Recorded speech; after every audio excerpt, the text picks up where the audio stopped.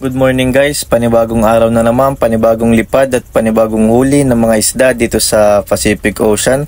At habang lumilipad nga po tayo dyan, nakita natin ang ating isang sister boat na si Amalia. At may pinopormahan siyang kawan dito, kaya dito lang muna tayo para kung sakaling umarya siya, ma-assist natin siya.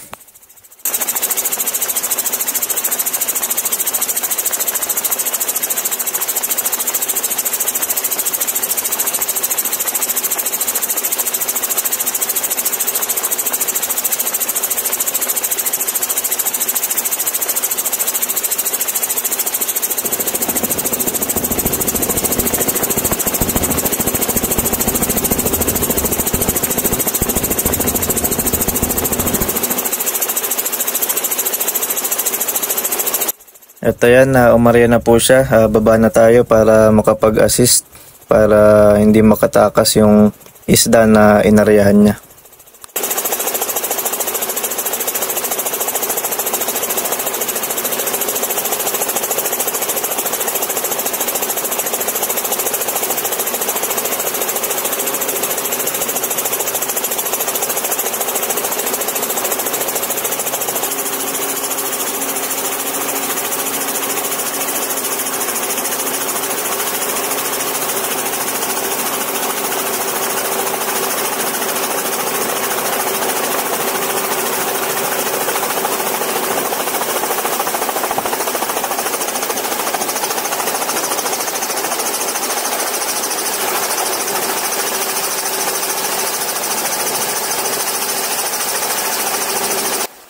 At ayan, dito pa tayo pumesto ng bulabog sa wala pang lambat para hindi po dito tumakbo yung isda o lumangoy. Baka may magsabi dyan na tumakbo wala namang paa yung isda. Kaya lumangoy na lang po pala.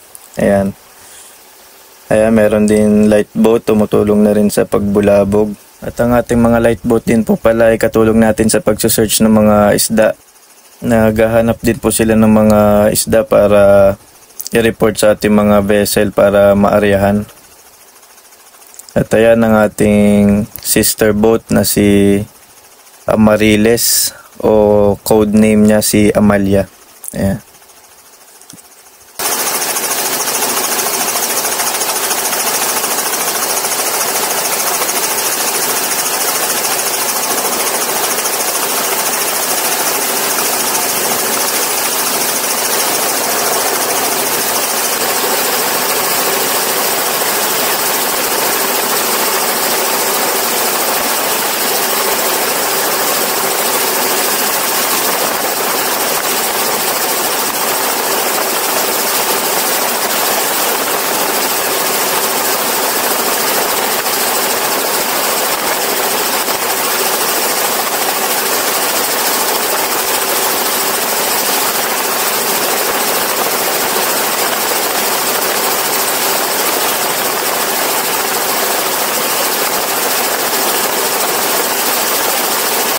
Ayan, mukhang okay na. Nasa loob lang naman yung mga isda, kaya hanapin na natin ulit si Shirley o ang ating mother boat. At sa part po na yan, umuulan-ulan na. Ayan, sa mga nagtatanong po kung bakit walang wiper ang ating chopper. Ayan, dumudulas lang po yung tubig dyan. Kaya hindi na po natin kailangan ng wiper.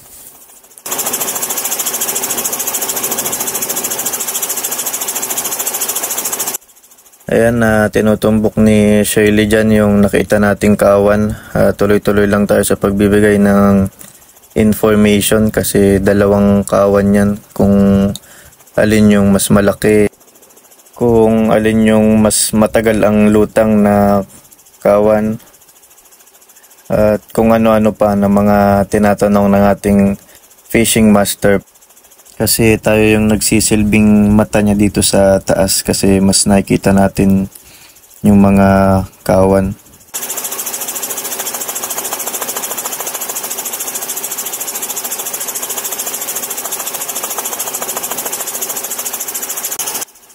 At ayan, nakare na rin ang ating mother boat na si Shirley. Kaya bumaba na tayo dyan para makapagbulabog.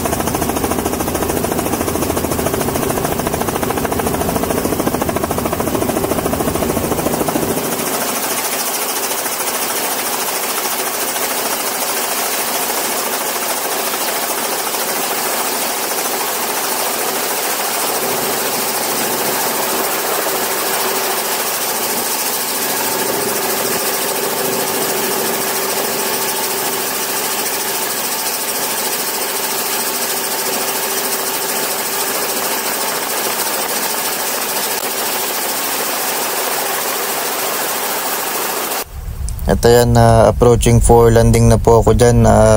Medyo binabayo-bayo lang tayo ng hangin, kaya ganyan. Pero kaya naman po. Basta apply lang po natin yung mga tinuro ng ating instructor na si Cap Nilo. Shoutout sa'yo, Cap, kung nanonood ka man. At enjoy ka lang po dyan sa bakasyon mo sa Pilipinas.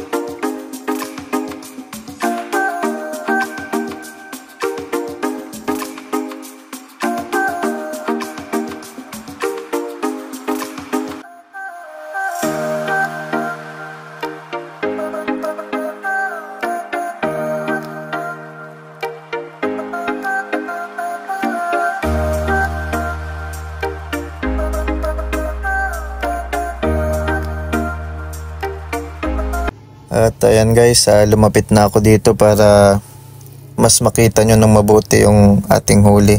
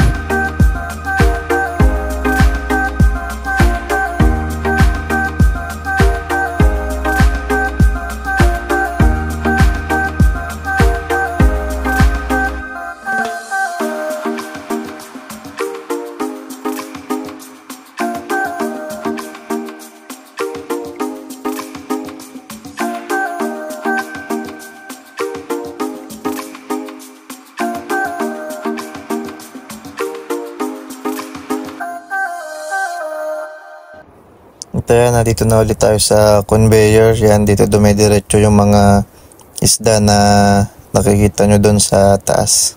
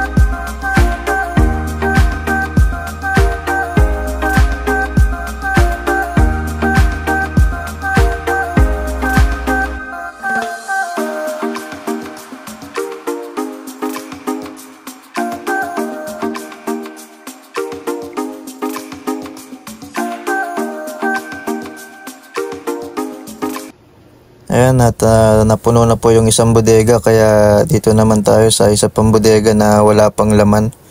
Ayan, na ganyan po yung itsura niya.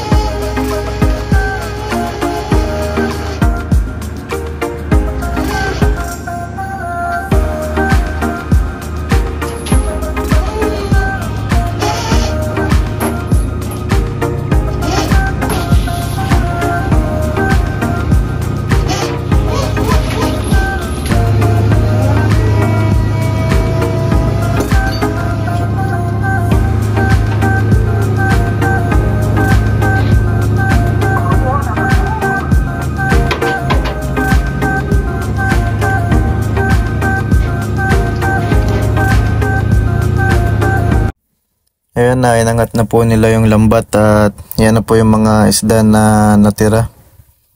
At dito na rin po nagtatapos ang ating video. Maraming salamat po kung nakaabot ka dito ng panonood. Please like, share, and subscribe para mapanood ka pa po ng mga ganitong klaseng video. Maraming salamat po sa panonood. Keep safe and God bless you all.